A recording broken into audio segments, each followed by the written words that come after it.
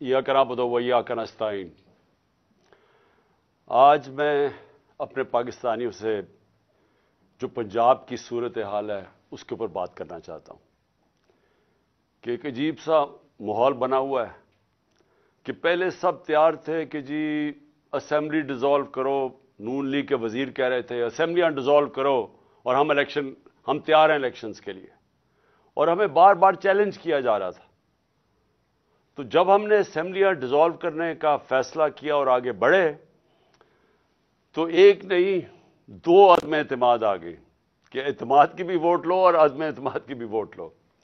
तो मैं आज अपनी कौम के सामने तो दो तीन चीजें इस बड़े अहम मौके पे, यानी मैं समझता हूं कि मेरा मुल्क जिधर आज खड़ा है, मैं नहीं समझता कि मेरी अपनी 70 साल की जिंदगी में इस तरह के मैंने अपनी कौम को एक अंधेरे की तरफ इस तरह जाते हुए देखा जो आज है। तो मैं ये भी आपसे बताना चाहता हूं कि क्यों एक सिटिंग गवर्नमेंट, हमारी तकरीबन 66% पाकिस्तान हमारे नीचे है, पंजाब और पख्तूनख्वा, गिलगित बल्तिस्तान और आजाद कश्मीर। तो क्यों हम अपनी दो गवर्नमेंट्स को गिराना चाहते हैं? कौन सी पाकिस्तान के अंदर हुकूमत आई है जो कि अपनी गवर्नमेंट्स को डिसॉल्व करना चाहती है? ये क्यों कर रहे हैं हम? क्या ये हम अपनी जात के लिए कर रहे हैं? हमें तो फायदा है। जब हमारी दो गवर्नमेंट्स हैं और 66% पाकिस्तान हमारे नीचे है तो हमें क्या जरूरत है ये करने की? तो मैं सारे पाकिस्तानियों को आज बताना चाहता हूं कि देखें, हमारा मुल्क एक दलदल में फंसता जा रहा है। मैं हर उस पाकिस्तानी से आज बात कर रहा हूं जिसने अपने पैसे डॉलर्स बाहर भिजवाए नहीं हुए, जिसके बाहर बड़े बड़े महल्लात और बैंक अकाउंट्स नहीं हैं, जिसने यहां से मनी लॉन्ड्रिंग करके पैसा बाहर नहीं भिजवाया। मैं उस पाकिस्तानी से बात कर रहा हूं जिसका जीना मरना पाकिस्तान में है, जिसने पाकिस्तान के साथ ऊपर जाना है और पाकिस्तान के साथ ही नीचे आना है। मैं उनसे आज बात कर रहा हूं कि देखें, जो एक आदमी के फैसले 8 महीने पहले एक आदमी ने जो फैसला किया, जो जुल्म किया इस मुल्क के ऊपर, कोई दुश्मन नहीं कर सकता था। एक गवर्नमेंट गिराई। मैं याद कराना चाहता हूं सारी अपनी कौम को कि आप किसी भी गूगल कर लें, पाकिस्तान इकोनॉमिक सर्वे देख लें, कोई भी देख लें कि जो गवर्नमेंट गिराई गई थी वो इस मुल्क की तारीख के अंदर सबसे ज्यादा ग्रोथ रेट थी, यानी बढ़ रही थी, तरक्की कर रही थी, दौलत में इजाफा हो रहा था। 5.6% और 6% तीसरे साल 5.7 और चौथे साल 6%। ये स्वाय मार्शल लॉ के जमाने में, जबकि अमेरिकी डॉलर आ रहा था क्योंकि हम उनके हिमायती थे, कभी इस तरह की मुल्क तरक्की नहीं कर रहा था जिस गवर्नमेंट को गिराया एक आदमी ने। और उसने जो फैसला किया, आज ये कौम 8 महीने के बाद हम आज उधर खड़े हैं जिधर आप किसी शोबे से, तबके से पूछ लें, बिजनेसमैन से पूछ लें, ताजरों से पूछ लें, एक्सपोर्टर से पूछ लें, किसानों से पूछ लें, मजदूरों से पूछें, तनख्वाहदार लोगों से पूछ लें, कोई पाकिस्तान का तबका, रियल एस्टेट वाला पूछ लें कि किधर पाकिस्तान खड़ा था 8 महीने पहले और किस अंधेरे के अंदर आज पाकिस्तान जा रहा है। और हम क्यों अपनी गवर्नमेंट का सोच रहे हैं गिराने का, और क्यों हम ये डिसॉल्व करने का हमने क्यों फैसला किया? क्योंकि हमें खौफ है कि अगर इस मुल्क में जल्दी इलेक्शन ना करवाए गए, ये मुल्क जिस तेजी से तबाही की तरफ जा रहा है सबके हाथ से निकल जाएगा। मैं आज अपने सारे इदारों से बात कर रहा हूं, अपनी अदलिया से, अपनी मिलिट्री एस्टैब्लिशमेंट से, अपने ब्यूरोक्रेट से, मैं हर तबके से आज बात कर रहा हूं कि ये इमरान खान की जंग नहीं है, ये हम सब की जंग है। ہاں میں ان کی جنگ نہیں ہے جن کے پیسے باہر پڑے ہوئے ہیں، جن کی دولت باہر پڑی ہے، جو آتے ہیں پاکستان میں ڈیل کرتے ہیں، این آر او کرتے ہیں، پاکستان آ جاتے ہیں، اور یہاں سے جب لوٹ مار ہو جائے اور پکڑنے کی کوئی حساب کوئی پوچھتا تھا، کوئی احتساب ہوتا تو باہر بھاگ جاتے ہیں اور پھر ڈیل کر کے واپس آ جاتے ہیں۔ ان کے علاوہ میں باقی پاکستانیوں سے آج بات کر رہا ہوں۔ دیکھیں، ہم نے بڑے مشکل 8 مہینے گزارے ہیں۔ میں نے اس طرح، یہ میں بار بار کہتا ہوں، جو مجھے ایک آدمی نے جس طرح کی دشمنی کی ہے ہمارے ساتھ، ایک آدمی نے جس طرح کی دشمنی کی ہے، میں سمجھتا ہوں کہ میں نے 50 سال سے قوم مجھے جانتی ہے، مجھے کبھی اس طرح کا احساس نہیں ہوا جس طرح کہ ایسے کہ میں کوئی غدار ہوں ملک کا، کوئی ملک دشمن ہوں۔ اس طرح کی ہمارے پر اور میری پارٹی کہ ہمارا قصور کیا تھا؟ ہمارا قصور یہ تھا کہ ہمیں ہٹا کے جو چوروں کا ٹولہ ہمارے اوپر مسلط کیا گیا وہ ہم قبول نہیں کر رہے تھے، اور وہ یہ قوم قبول نہیں کر رہی تھی۔ واضح ہو گیا کہ قوم ساری آ کے ہمارے ساتھ کھڑی ہو گئی۔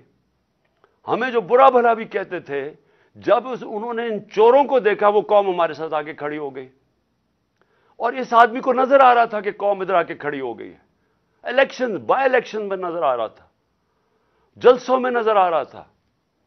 جب کبھی پاکستان کی قوم اس طرح خود نہیں سڑکوں پہ نکلی جو اس باری ان 8 مہینے میں نکلی ہے، اور بار بار نکلتی گئی، ایک پیغام دے رہی تھی، ساری قوم ایک پیغام دے رہی تھی کہ ہم ان چوروں کے ٹولے کو ہم نہیں قبول کرتے، یہ امپورٹڈ حکومت نامنظور ہے۔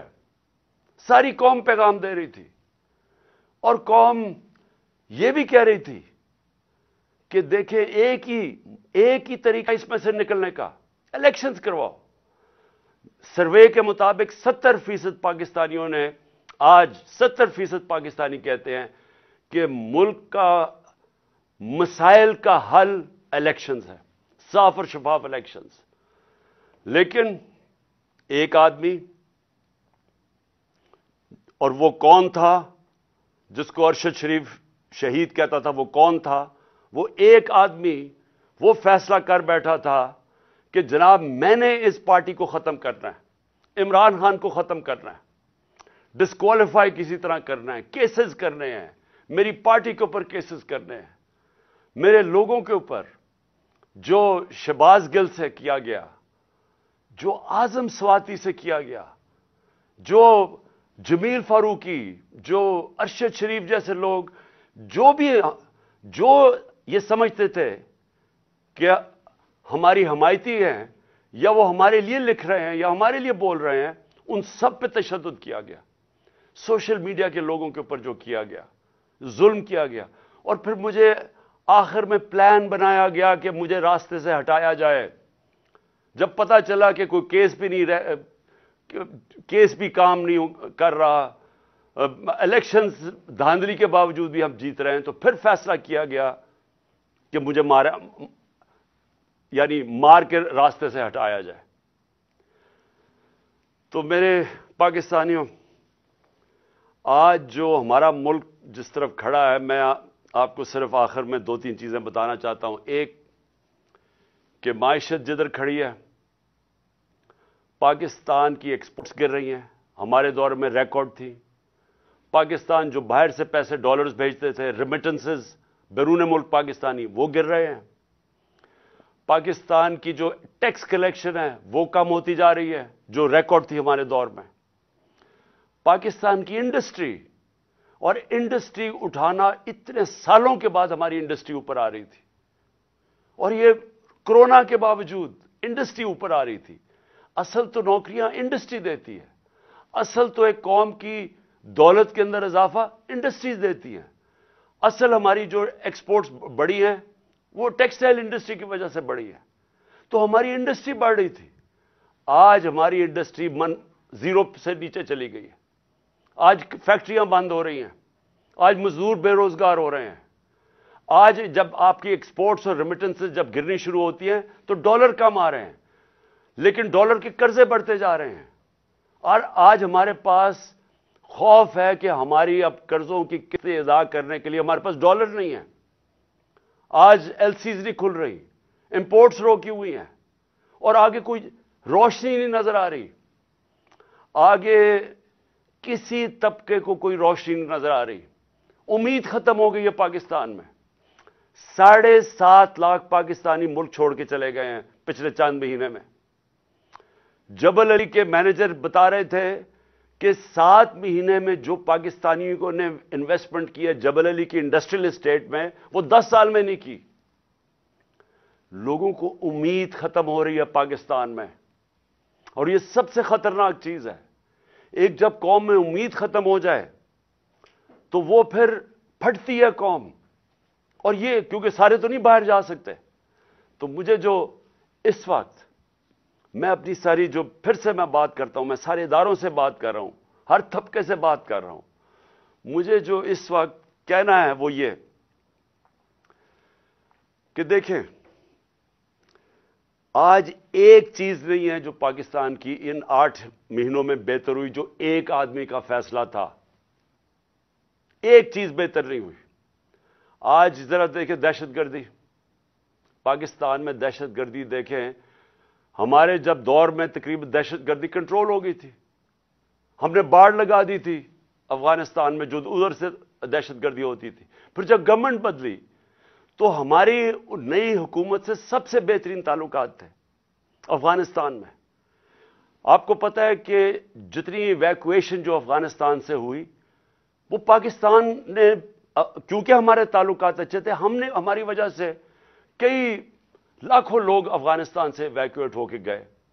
مجھے دنیا کے بڑے بڑے پرائم منسٹرز نے, یورپین پرائم منسٹرز نے, کینیڈین پرائم منسٹرز نے میرا شکریہ ادا کیا کہ ہم نے پاکستان نے ان کی مدد کی افغانستان سے لوگ نکالنے کے لیے. ہم وہ گورنمنٹ تھی جو سب سے قریب تھے افغانستان سے, جو موقع ہمیں ملا کہ جو افغانستان سے دہشت گردی آتی تھی, کیونکہ اب ایک ایسی حکومت آ گئی جس سے ہمارے تعلقات اچھے ہیں, ہم روک سکتے تھے. آج کیا ہے؟ آج دہشت گردی جو بڑھتی جا رہی ہے, پہلے ملاکنڈ کے اندر, وزیرستان کے بارڈر ایریاز پہ, پھر یہ جو بنو میں ہوا ہے. اور میں آج اپنی ساری قوم کی طرف سے زرار کمپنی کے کمانڈوز کو سلام پیش کرتا ہوں کہ آپ نے اپنی جان کی پرواہ نہیں کی ہماری حفاظت کرنے کے لیے. لیکن میں سوال یہ پوچھتا ہوں کہ کدھر ہے ہماری فارن پالیسی؟ جو فارن منسٹر بنایا گیا ہے وہ اب تک 2.25 ارب روپیہ خرچ کر چکے اپنے دوروں پہ. مجھے بتایا اس کا پاکستان کو کیا فائدہ ہوا؟ 2.25 ارب روپیہ خرچ کر چکے اور ابھی تک افغانستان نہیں گیا. ہمیں تو سب سے زیادہ ضرورت ہے کہ ہمارے افغانستان سے تعلقات ٹھیک ہوں, تاکہ یہ جو اب مسئلے مسائل آ رہے ہیں, ہماری دہشت گردی ہے, جتنے ہمارے اچھے تعلقات ہوں گے اتنی بہتر چانس ہے کہ ہم دہشت گردی کو پر قابو پا لیں. لیکن ہم تصویریں دیکھ رہے ہیں کہ اربوں روپیہ ہم نے جو خرچ کر کے باڑ بنائی تھی, جو فینس بنایا تھا بارڈر کے اوپر, وہ توڑا جا رہا ہے. تصویریں آ رہی ہیں کہ وہ باڑ ہی اکھیڑی جا رہی ہے. تو کدھر ہے ہماری فارن پالیسی؟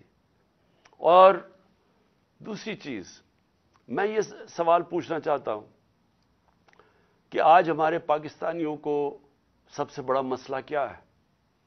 کیا ہے سب سے بڑا مسئلہ؟ ایک دفعہ ہماری تحریک چلی تھی, تحریک پاکستان, ملک کو آزاد کرنے کے لیے. پھر ایک دفعہ اور ایک عوام کھڑی ہوئی تھی روٹی کپڑا مکان پہ, کہ عوام کا پہلی دفعہ کسی نے نام لیا تھا کہ ہاں عوام کے بھی مسئلے مسائل ہیں, نہیں تو امیر امیر ہوتا جا رہا تھا. تو یہ خوف تھا کہ عام لوگوں کے پاس فرق بڑھتا جا رہا ہے امیر غریب میں. آج ایک ہی مسئلہ ہے پاکستان کا, اور وہ ہے جس کو انگریزی میں کہتے ہیں رول آف لا, انصاف, قانون کی حکمرانی. یہ جنگ جب تک ہم اب یہ جنگ نہیں لڑیں گے, اور میں اپنی ساری قوم کو کہہ رہا ہوں, جب تک ہم یہ جنگ نہیں لڑیں گے ہمارے ملک کا اب کوئی مستقبل نہیں ہے. اللہ نے ہمارے اوپر ایک چیلنج دے دیا ہے کہ اگر تمہیں پاکستانیوں اپنے آپ کو بچانا ہے تو انصاف قائم کرو. اور انصاف کیا ہے؟ انصاف کا مطلب یہ ہے کہ قانون کے اوپر کوئی نہیں ہے. میں جو بار بار حدیث آپ کو بتاتا ہوں، نبی صلی اللہ علیہ وسلم نے تقریباً 1500 سال پہلے کہہ دیا تھا کہ طاقتور اگر چوری کرے اور اسے نہ پکڑو اور کمزور کو جیل میں ڈالو، چور کو، وہ قوم تباہ ہو جاتی ہے. ہم تباہی کی طرف جا رہے ہیں اگر ہم اس ملک میں انصاف نہیں قائم کرتے. آپ کے سامنے اعظم سواتی ہے، کس چیز کے اوپر اس کو سزا مل رہی ہے؟ کہ کیا اس نے کہا کہ جنرل باجوہ نے این آر او 2 دیا ہے؟ کیا اس کے اوپر سزا مل رہی ہے ایک سینیٹر کو کہ اس کو ظلم کیا؟ اس کو جو یعنی کوئی تصور کر سکتا ہے کہ ایک 75 سالہ آدمی، ایک معتبر، ایک شہری جس نے باہر پیسے بنا کے پاکستان آیا، اپنی انویسٹمنٹ کی ہے، اس سے جس طرح انہوں نے مارا بچوں کے پوتوں کے سامنے، اور پھر اس کو جو ننگا کیا، پھر اس کی بیوی کے سامنے گندی ویڈیو ڈالی. ہمیں یعنی میں سوچتا ہوں کہ اللہ، ہم کتنا اور گریں گے. یہ جس ایک آدمی نے فیصلہ کیا ان چوروں کو مسلط کرنے کا، ہمارے سے یہ چور ہضم کروانے میں ہم کتنا اور نیچے گریں گے. کیا کیا نہیں ہوا کہ گندی ویڈیوز، کوئی آڈیوز نکل رہی ہیں، بچے ہمارے دیکھ رہے ہیں، سارے سوشل میڈیا پہ گند دیکھ رہے ہیں، صرف اس لیے کہ کسی طرح بلیک میل کیا جائے، بس کسی طرح یہ ہم ان چوروں کو ہضم کر لیں کہ ہم کہیں جی یہ جو چور اوپر آپ نے مسلط کیے ہیں، جو کہ جنہوں نے 30 سال سے ملک کو لوٹ رہے ہیں، وہ لوگ جو کہ 60% سے زیادہ کیبنٹ ضمانت پہ ہے، کرپشن پہ، اور وہ جو کہ ہر روز کیبنٹ بڑھتی جا رہی ہے. ایک طرف ان کے اوپر خزانہ خرچہ جا رہا ہے، پنجاب کے کوئی 170 ارب دینے ہیں، ادھر پختونخوا، اب پختونخوا کی حکومت کو ذمہ دار ٹھہرا رہے ہیں دہشت گردی کا. پیسے تو دیے نہیں ان کو. ہم نے کیوں زیادہ پرانا قبائلی علاقے کے لیے ہم نے کیوں سب سے زیادہ پیسے دیے تھے پرانے قبائلی علاقے کو، مرج ڈسٹرکٹس کو؟ کیونکہ ہمیں تب بھی پتا تھا کہ اگر ہم نے وہاں ڈیولپمنٹ نہ کی اور وہاں مدد نہ کی، کیونکہ جو سب سے زیادہ وار آن ٹیرر میں علاقہ متاثر ہوا تھا، وہاں پھر سے مسئلے شروع ہو جائیں گے.